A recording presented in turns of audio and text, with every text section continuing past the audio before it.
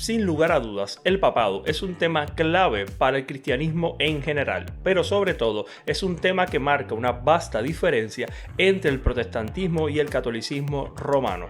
Para los primeros, el papado no es sino la raíz de los males de la Iglesia Católica Romana, mientras que para los segundos el papado no solamente es bíblico, sino que el papa viene siendo el vicario de Cristo en la tierra y por consecuente todos los cristianos y todas las iglesias deberíamos someternos a él. Ahora bien, ¿quién tendrá la razón en cuanto a este tema, el protestantismo o el catolicismo romano? Eso es exactamente lo que vamos a estar averiguando en una serie de videos que van a estar muy interesantes y que voy a ir compartiendo en el canal paulatinamente sobre este tema, así que no te pierdas ninguno, que van a estar muy pero que muy buenos. Los argumentos romanistas para sostener el papado recaen completamente sobre la interpretación que tienen sobre un texto que han convertido, por así decirlo, en su texto insignia y que prácticamente utilizan para todo. Sí, estoy hablando de Mateo 16:18. Dada la interpretación que el catolicismo romano tiene sobre este pasaje y en específico sobre este texto, que ya les adelanto es muy particular, se sigue según estos en primer lugar que Pedro fue instituido por Jesús como la piedra, como la roca, como el cimiento de la iglesia. En segundo lugar, que Pedro fue el fundador y primer obispo de la iglesia romana. Y en tercer lugar, que Pedro legó todos los privilegios y autoridad que recibió de Jesús a la Iglesia Católica Apostólica Romana. Dicho esto, es más que evidente que si una o más de estas tres proposiciones romanistas para sostener el papado fuera endeble o cayera, se seguiría por consecuente que también lo haría el papado. Pero peor aún, si una de estas tres proposiciones que utiliza el romanismo para defender el papado y para sostenerlo fuera falsa o fueran falsas, resultaría entonces por consecuente que también lo es el papado. Llegados hasta aquí, hay una pregunta que se hace más que necesaria. ¿Son falsas o verdaderas estas tres proposiciones para sostener el papado por parte de la sede romana? Esta es la pregunta que voy a estar abordando en este video y a la cual pretendo dar respuesta. Pero hay una serie de preguntas que quiero dejarles que se derivan de esta primera y que les van a hacer reflexionar y buscar respuestas sobre el tema. De ser ciertas estas tres proposiciones que usa el romanismo para defender el papado, ¿qué harías al respecto? ¿Te harías católico romano? Por otra parte, de ser falsas estas tres proposiciones que usa el romanismo para defender el papado, ¿qué harías al respecto? ¿Estarías dispuesto, a sabiendas de que estas tres proposiciones son falsas, a someterte al papa? ¿Seguirías viendo las pretensiones de Roma de igual manera? Esas son preguntas que solo tú puedes contestar. Entonces lo que voy a hacer en este video a fin de descubrir si son ciertas las pretensiones que tiene el romanismo en cuanto al papado es analizar estas tres proposiciones. Vamos a descubrir qué tan ciertas o falsas son estas proposiciones y al final del video obviamente vamos a tener una conclusión y vamos a poder responder a la pregunta: ¿fue o no Pedro el primer papa? Sería también muy interesante tener un análisis un poco más profundo, más exhaustivo sobre este pasaje de Mateo 16:18. Y es por ello que ese análisis se los estaré compartiendo en un video que subiré, obviamente aquí en el canal, posteriormente sobre este tema. Así que dejado en claro por dónde va a ir este video, analicemos pues y descubramos si fue o no Pedro el primer papa. Analicemos pues la primera proposición. La iglesia fue constituida sobre Pedro. Él es la roca. Hay ciertas cosas a tener en cuenta y a destacar en cuanto a esta proposición, pero para poder comunicar mejor mis ideas y por cuestión de tiempo voy a dejar algunas consideraciones a un lado porque ya las voy a atender en otro video como bien dije anteriormente. Aclarado esto, lo primero que me llama la atención en esta primera proposición del catolicismo romano para defender el papado es que ellos asumen que Pedro es la roca, que Pedro es la piedra, que Pedro es el cimiento de la iglesia, cuando la Biblia lo que enseña es todo lo contrario. Si usted hace un análisis, un estudio sobre la utilización de esta expresión en la escritura, rápidamente se dará cuenta que esta expresión se utiliza constantemente para hacer referencia a Cristo, no a Pedro. Les doy algunos ejemplos. Todos estos pasajes que están viendo ahora mismo en pantalla, como son el Salmo 118, versículo 22, Mateo 21 del 42 al 44, Lucas 20, 17, Hechos capítulo 4 del verso 1 al 11, Efesios 2 del verso 17 al 22, Primera de Corintios 3 del 10 al 11 y Primera de Pedro 2 del 1 al 8 son algunos ejemplos que muestran que cuando en la escritura se hace esta utilización de la expresión piedra, roca o fundamento, se está haciendo referencia a Cristo y no a Pedro. Lo que se intenta mostrar con estos pasajes es que Cristo es la base, es el fundamento de nuestra fe, de nuestra salvación, de nuestra esperanza y obviamente de la iglesia. Entonces podemos decir que los romanistas, para sostener su idea de que Pedro es la roca, el fundamento, la piedra de la iglesia sobre la cual es edificada la iglesia, existe solo Mateo capítulo 16, solo tienen el pasaje de Mateo 16, 18. Pero si analizamos este pasaje nos podemos dar cuenta no solamente que esta interpretación no es la más adecuada de este pasaje, sino que podemos percatarnos también de los errores que cometen los romanistas a la hora de intentar interpretar este pasaje. Les muestro. Dice Mateo 16, versículos 16 al 18. Él les dijo: ¿y vosotros quién decís que soy yo? Respondiendo Simón Pedro dijo: tú eres el Cristo, el Hijo del Dios viviente. Entonces le respondió Jesús: bienaventurado eres, Simón, hijo de Jonás. ¿Por qué? ¿Cuál es la razón de la bienaventuranza? Dice Cristo: porque no te lo reveló carne ni sangre, sino mi Padre que está en los cielos. Y yo también te digo que tú eres Pedro, y sobre esta roca edificaré mi iglesia, y las puertas del Hades no prevalecerán contra ella. No voy a hacer un análisis profundo del pasaje porque ya les comenté que en otro video lo voy a estar haciendo, pero lo que podemos percatarnos a simple vista en este pasaje es que la declaración que Cristo hace no es sobre Pedro, sino sobre la confesión de Pedro. Cristo no está diciendo: tú eres la roca, Pedro, sobre la cual voy a edificar mi iglesia. No, Cristo lo que está diciendo es sobre esa confesión que tú has hecho, Pedro, yo voy a edificar mi iglesia. Tú acabas de declarar, Pedro, que yo soy el Cristo, el Hijo del Dios viviente. Y eso que acabas de declarar no te lo reveló ni carne ni sangre. Eso te lo reveló mi Padre que está en los cielos. Sobre esa confesión, sobre esa declaración, sobre esa roca, yo voy a edificar mi iglesia. Pero para que no piensen los romanistas que me estoy inventando esta interpretación, les voy a dar una probadita de su propia medicina. Los romanistas, y en especial los apologistas romanistas de las redes sociales, una y otra vez hacen mención de los padres de la iglesia. Ustedes ven que dicen: si uno va a leer los padres de la iglesia, se convierte al catolicismo. Si uno va a los padres de la iglesia, se va a encontrar con el catolicismo romano. La Iglesia Católica Romana sí utiliza a los padres de la iglesia. Los padres de la iglesia respaldan nuestras creencias, doctrinas y dogmas. Pues bien, les voy a mostrar qué pensaban los padres de la iglesia sobre este pasaje de Mateo 16, 18, para que ningún romanista, ningún apologista romanista de redes sociales venga a engañarlos o a mentirles. En el contexto de esta cita, el autor nos comenta que en su tiempo hay hombres doctos y fieles, que al intentar interpretar este pasaje de Mateo 16, 18, les sucede lo mismo que a los padres de la iglesia en la antigüedad. Se encuentran con que hay variadas posibles interpretaciones de este pasaje, y en su mayoría estas interpretaciones son opuestas a la interpretación que tiene el catolicismo romano. Ahora sí, leamos la cita. Después que había admitido aquello, yo he sacado de la tal admisión un argumento poderoso contra la iglesia romana, a saber, que en todo caso las pretensiones de aquella iglesia se apoyan en un texto que es de muy dudoso sentido. Texto sobre el que los hombres buenos y sabios pueden tener y tienen opiniones opuestas. Y ojo aquí. Y texto que la mayor parte de los padres de la iglesia primitiva explicaron en sentido opuesto al de los católicos romanos. Vaya pacatazo, seguimos leyendo. Fundamento extraño, por cierto, es este, para cimentar sobre él las pretensiones de supremacía e infalibilidad. Y aquí tienen la cita para que luego la corroboren en casa. Pero esta cita la voy a complementar con otra información, con otra cita que nos da otro autor, para que sigan viendo qué creían los padres de la iglesia referente a este tema. Aquí tienen en pantalla las diferentes interpretaciones que daban los padres de la iglesia a Mateo capítulo 16, versículo 18.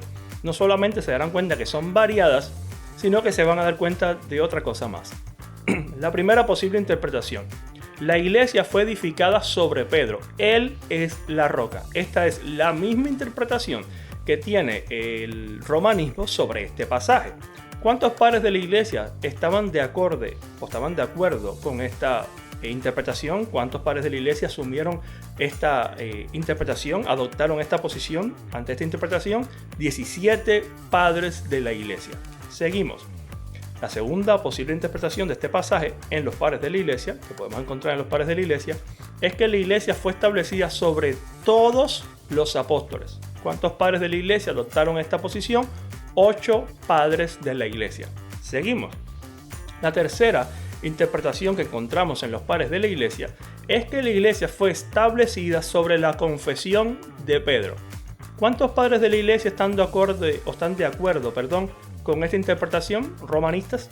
¿Cuántos padres de la iglesia dicen que la iglesia está fundada sobre la confesión de Pedro? O sea, cuando Pedro confiesa, tú eres el Cristo, el Hijo del Dios viviente. ¿Cuántos padres de la iglesia están de acuerdo con esta interpretación, romanistas? 44 padres de la iglesia. Si se dan cuenta, es casi 3 veces más de los que están de acuerdo con la interpretación romanistas. Así que esa mentira de que el romanismo siga a los padres de la iglesia, trata de encontrar un consenso en los padres de la iglesia, cae por su propio peso. La cuarta posible interpretación es que la iglesia fue edificada sobre el mismo Cristo. ¿Cuántos padres de la iglesia están de acuerdo con esta interpretación? 16 padres de la iglesia. E incluso el autor nos comenta que es posible encontrar una quinta interpretación entre los padres de la iglesia. Y es que la iglesia está fundada sobre los fieles, o sea, sobre todos los fieles que componen la iglesia.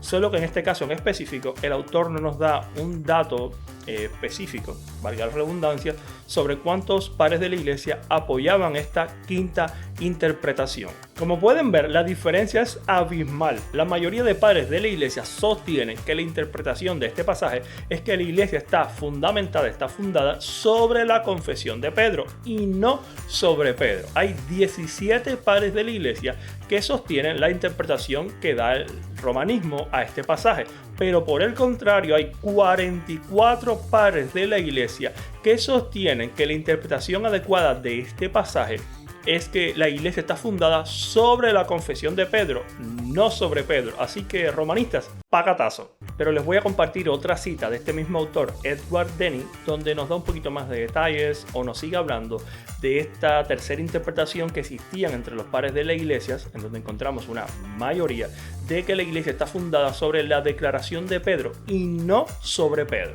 Aquí el autor nos dice lo siguiente. Una tercera interpretación es que estas palabras deben entenderse de la fe que San Pedro había confesado, es decir, que esta fe, esta profesión de fe, por la cual creemos que Cristo es Hijo del Dios vivo, es el fundamento eterno e inamovible de la Iglesia. De todas las interpretaciones dadas, esta es con mucho la más habitual. No menos de 44 escritores la adoptaron, entre los cuales se encuentran los orientales San Gregorio de Niza, San Cirilo de Alejandría, San Crisóstomo, Teodoreto, Teofilacto, y los occidentales San Hilario, San Ambrosio, San Agustín y San Gregorio Magno. Y aquí tienen la cita una vez más para que corroboren luego en casa esta información. En resumen, los padres de la iglesia no apoyan la interpretación romanista de este pasaje. Por el contrario, dejan en evidencia que es una posible interpretación, pero que no es ni la más común, ni la más habitual, ni la que más respaldo tenía dentro de los padres de la iglesia. Dejado esto en claro, vamos a pasar a ver la segunda proposición de los romanistas, no sin antes dejar en claro que al ser hallada esta primera proposición falsa, comienza a tambalearse el papado y otras series de pretensiones romanistas. La segunda proposición del romanismo es que Pedro fue el fundador y primer obispo de la iglesia romana. Ante esta segunda proposición hay una pregunta que podemos plantearnos y que nos encamina el tema. ¿Hay alguna evidencia en la escritura, hay alguna evidencia en la Biblia de que Pedro haya fundado, haya establecido la iglesia en Roma y haya sido su primer obispo? Ante esta pregunta, la respuesta contundente y rotunda es un no. No hay una sola evidencia, no hay un solo texto bíblico en toda la escritura que nos sugiera o nos diga explícita o implícitamente que Pedro haya estado en Roma, que haya fundado la iglesia en Roma y que haya sido su primer obispo. Por el contrario, lo que encontramos en la escritura es evidencia de que el apóstol que sí estuvo en Roma fue el apóstol Pablo y no el apóstol Pedro. Esto lo podemos ver en diferentes pasajes. Por ejemplo, en Hechos capítulo 28, versículos del 30 al 31, se nos muestra que Pablo efectivamente estuvo en Roma, no Pedro. Sobre este tema en particular, el autor Michael Hobart Seymour, en su libro Noches con los Romanistas, nos dice lo siguiente. Primera, no hubo ningún escritor en más de 200 años después de Cristo que haya declarado que Pedro hubiese sido obispo de Roma. Y segunda, que los escritores posteriores que hacen la aserción no la tomaron de una autoridad adecuada, sino que la repitieron uno después de otro, derivándola todos de una aserción no autorizada y de una equivocación del sentido de los escritores anteriores. Y ahí tienen la cita para que puedan corroborarla luego en casa. Entonces, en base a la evidencia que encontramos en la Biblia, en base a la evidencia que ya les he mostrado, la información que ya les he compartido, a la que les voy a compartir a continuación y la que voy a estar compartiendo en próximos videos, podemos decir sin ningún problema que Pedro no fundó la iglesia en Roma y que efectivamente no fue su primer obispo. Les comparto a continuación algunas razones de por qué podemos afirmar esto sin ningún problema. Pedro no fundó la iglesia en Roma y no fue su primer obispo, pues, primera razón, no hay evidencia bíblica alguna que respalde dicha postura o dicha pretensión. Lo que podemos encontrar en la Biblia es totalmente contrario a lo que quiere pretender la iglesia romana. No hay evidencia en la Biblia de que Pedro haya fundado dicha iglesia ni que haya sido su primer obispo. Segunda razón, Pablo era apóstol de los gentiles, a los gentiles, mientras que Pedro lo era a los judíos. Lo que podemos observar en la Biblia es que Pablo ejercía su ministerio apostólico entre los gentiles y Pedro entre los judíos. Es incongruente completamente suponer o pensar que siendo la comunidad romana gentil, Pedro hubiera ido allí a fundar una iglesia y ser su primer obispo. Esto que estoy diciendo lo podemos encontrar en Gálatas capítulo 2, versículo del 7 al 9 y Romanos capítulo 11, versículo 13. Tercera razón. Pablo en su carta a la iglesia de Roma no menciona a Pedro ni siquiera para saludarlo. Esto es muy interesante y les doy como referencia Romanos capítulo 16. En este pasaje en específico, Pablo hace un saludo extensivo a varios hermanos de la iglesia, muchos hermanos en la fe, a saber a más de 20. Y no se menciona a Pedro en ninguna parte y alguien como Pablo no hubiera pasado ese detalle por alto. Además, si Pedro hubiera fundado esa iglesia y si Pedro hubiera estado ejerciendo su ministerio, su obispado allí, Pablo jamás hubiera escrito una carta a la iglesia en Roma, porque ya tenían apóstol. Y Pablo tampoco hubiera dejado de saludar a Pedro. Y Pablo tampoco hubiera ido a Roma a ejercer él su ministerio allí. Razón número 4. Pablo tuvo colaboradores de la circuncisión en Roma, pero no menciona a Pedro. Esto lo podemos encontrar en Colosenses capítulo 4, versículo del 7 al 11. En este pasaje en específico, Pablo está hablando de los hermanos que pertenecen a la circuncisión que colaboraron con él en su ministerio en Roma. Mientras él ejercía su apostolado en Roma, hay otros hermanos de la fe que estaban trabajando también con él en Roma. Y en este pasaje, una vez más, no se menciona a Pedro. Y esta razón o este argumento toma o cobra mucha más fuerza si tenemos en cuenta que cuando Pablo escribe esta carta a la iglesia de Colosa, cuando Pablo escribe esta carta a los colosenses, está escribiéndola desde Roma. O sea que cuando Pablo le dice a los colosenses, hay hermanos de la circuncisión que están trabajando conmigo, está hablando en el presente de lo que estaba pasando en Roma, de los hermanos de la circuncisión que le estaban apoyando. Y Pedro, una vez más, no es mencionado. Razón número 5. En 2 de Timoteo capítulo 2, versículo número 4, no se menciona a Pedro. En este pasaje en específico, Pablo nos está hablando de algunos hermanos de la fe que le habían enviado algunas tareas, otros que lo habían dejado solo, y él está hablando de que se ha quedado solo en Roma. Y una vez más, no se menciona a Pedro. Y aquí una vez más también se está escribiendo, o Pablo está escribiendo esta carta de 2 de Timoteo desde Roma. Y razón número 6.